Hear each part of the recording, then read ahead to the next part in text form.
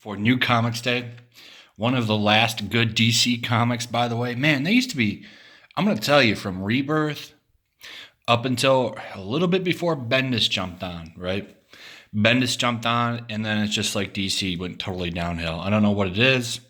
It's like his infection hit the entire line of comics. It's like even comics he isn't on suck.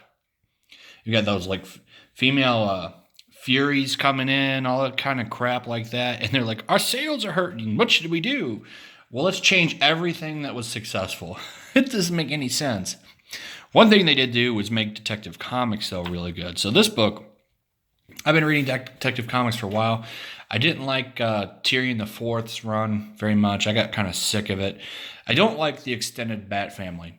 I don't care for it. Now, one thing that's cool, though, is they're doing something good with them, is they're actually, let me find it, they're going to put them in their own book, which is nice. So they're going to do Batman in the Outsiders. And a lot of those extended cast characters, like the Signal and what's her name, the orphan chick, a lot of them are going into their own book. And they're going to put a good writer on there. Brian Hill is going to keep doing it. Yes, Dexter Soy, I know. I don't really know anything about him, so he might be a good dude. But Brian Hill's a great guy. And I would imagine this is probably going to be a good book. I'll be picking this book up solely because he's writing it. He did a little Detective Comics stint that was really good. So I'll be checking this out. I'm looking forward to it a lot, actually, because of the writer. And, Detective Comics, because they took all of those characters and put them in a proper book where I think they'll really shine under him, is now come back to a back to basics Batman book.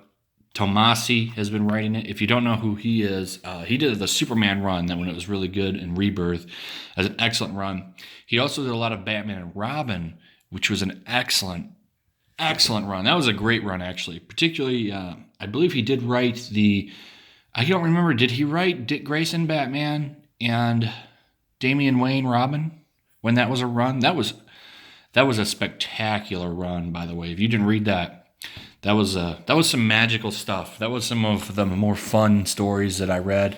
There's a good Joker story in there, and it was fun watching people kind of figure out that Dick Grayson wasn't Bruce Wayne Batman. So I really enjoyed that run, and it was fun to see Damian in there. It was a good time. I really enjoyed that book.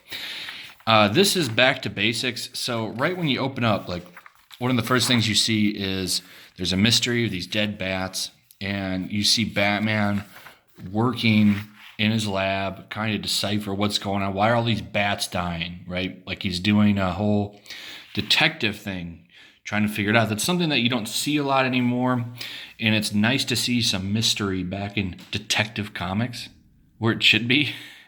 I've always said, I'm picking up Detective Comics and I'm getting family drama.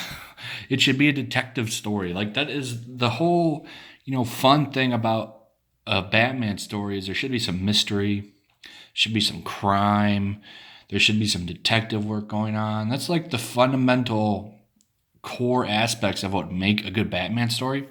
And there's things that just have been missing. The Tom King run is missing it completely. That book has just gone off the complete rails. I just have no interest in it. I can't wait for him to get off that book, to be honest. I think, what are they at, 70? So 30 more issues to go. Man, hopefully. I wonder who they'll put on after him. I really do. So, yeah, this is not, so this is pretty good. So this is the Arkham Knight is coming in. That's kind of the big thing, if you saw from the last issue. So he was in Batman Detective Comics 1000. They introduced him right at the end. And it's obviously not, going to be Jason Todd like it was in the video game. It's his own. It's a new character. We don't know who he is. We don't know what's going on with him. He was behind, it looks like, a lot of the dead bats to draw Batman. And a lot of this issue is built setting up who he is, why Batman's discovering what's going on. It's a decent issue. It wasn't, the greatest, but it wasn't the worst. It's good. If you like Batman stuff, I think, it's safe to say you'll probably enjoy this because Tomasi's been doing a really good job. The art's been really good on it for a while. I think it's worth looking at. It's one of the few good DC comics right now. It's one of the few good comics on mainstream shelves right now in general. So I think it's worth looking at. If you're interested in a good Batman story, I would check it out. That's pretty much it. Check out the links in the description. Check out my other reviews. Tomorrow I'll have another review up, new comic book day, and I'll see you guys in the next one. Peace.